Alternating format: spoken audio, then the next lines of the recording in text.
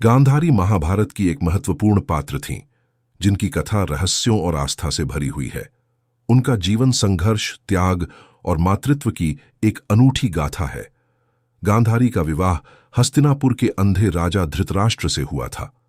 विवाह से पहले ही जब उन्हें यह ज्ञात हुआ कि उनके पति जन्म से ही नेत्रहीन हैं, तो उन्होंने स्वयं अपनी आंखों पर पट्टी बांध ली और जीवन भर उसे नहीं खोला।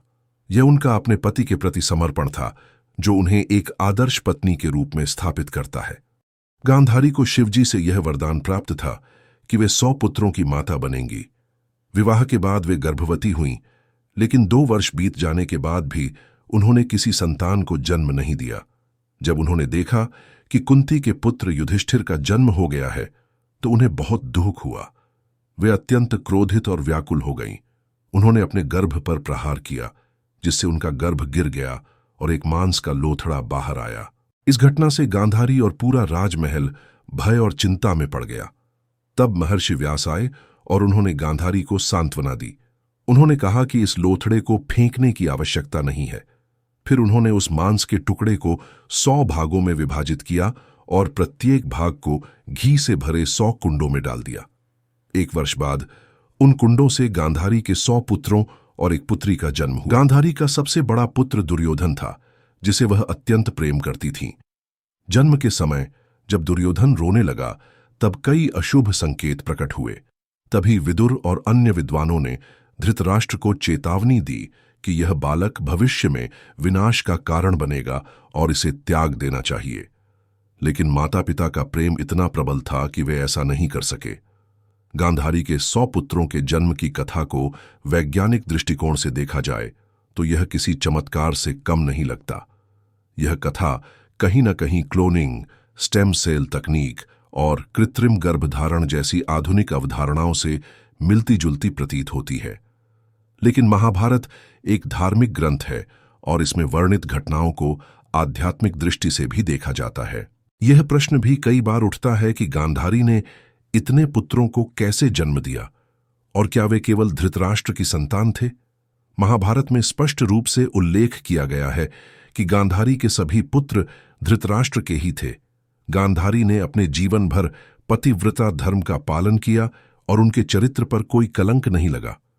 उनकी संतानों का जन्म प्राकृतिक प्रक्रिया से नहीं हुआ था, बल्कि महर्षि व्यास की कृपा से हुआ था। गांधारी का मातृत्व युद्ध के दौरान एक कड़ी परीक्षा से गुजरा। महाभारत के युद्ध में उनके सभी पुत्र मारे गए। यह उनके जीवन का सबसे बड़ा दुख था। जब दुर्योधन अंतिम समय में घायल अवस्था में पड़ा था, तब गांधारी अत्यंत पीड़ा में थीं। उन्होंने श्री कृष्ण को यह शाप दिया कि जिस प्रकार उनका कुल नष्ट हुआ है, वैसे ही श्री कृष्ण का यादव वंश भी आपस में लड़कर समाप्त हो जाएगा। महाभारत युद्ध के बाद गांधारी अपने पति धृतराष्ट्र और कुंती के साथ वन में चली गईं और तपस्विनी का जीवन अपनाया। अंततः वे अपने पति के साथ योगाग्नि में प्रवेश कर स्वेच्छा से देह त्याग कर स्वर्ग सिधार गईं। गांधारी की कथा हमें त्याग, समर्पण और मातृत्व की गहराई को समझने का अवसर देती है। उन्होंने अपने जीवन में असीम कष्ट सहे, लेकिन फिर भी धर्म का पालन किया। उनका जीवन हमें यह सिखाता है कि परिस्थितियां चाहे कितनी भी कठिन क्यों न हों, एक नारी की शक्ति और धैर्य उसे अडिग बनाए रखता है।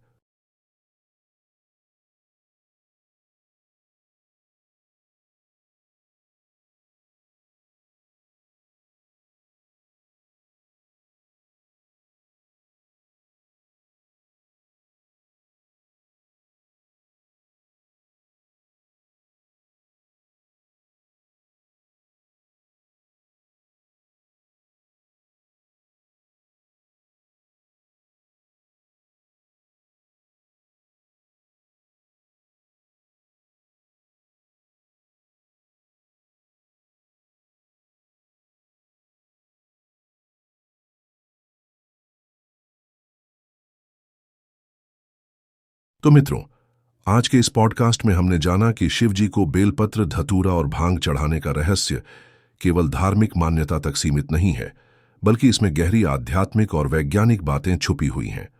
आशा है कि यह जानकारी आपके लिए उपयोगी रही होगी और इससे आपको शिव तत्व को समझने में मदद मिली होगी। आप सभी का समय देने के लिए बहुत बहुत धन्यवाद। फिर मिलेंगे एक नए विषय के साथ, तब तक के लिए जय भोलेनाथ।